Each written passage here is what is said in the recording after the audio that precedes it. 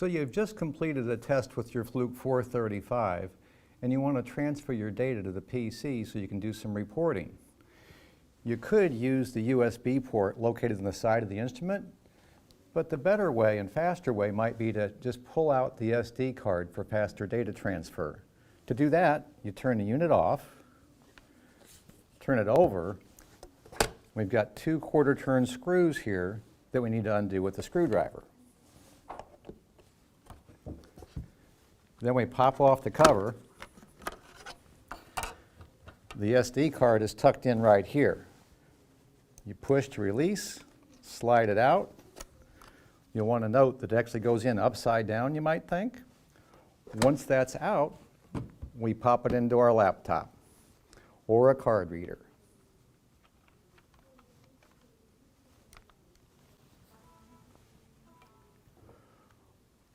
What we recommend you do on your PC is to create a separate directory called Fluke SD in your C drive to keep the directory name short so you don't have issues with the operating system. Within that drive, you can create names that are meaningful to yourself. I'll create a new folder and call it Demo. Then I can come over to my other drive over here and show you the SD card. And there's a directory there called Fluke. I'll simply click and drag that into my demo folder. It copies it over, and now I've got that information in my demo folder. So there's the new Fluke directory. The next step is to open PowerLog.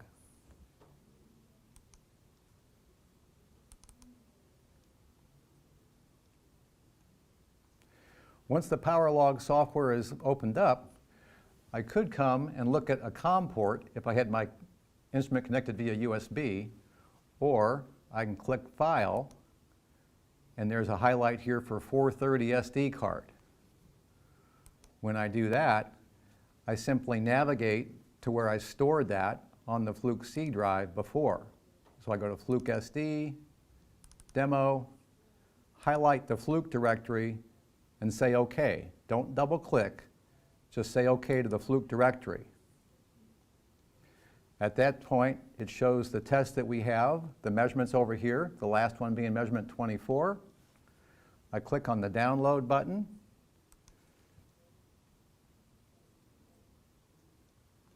And there's the data from the Fluke 435. And that's how you transfer information into PowerLog.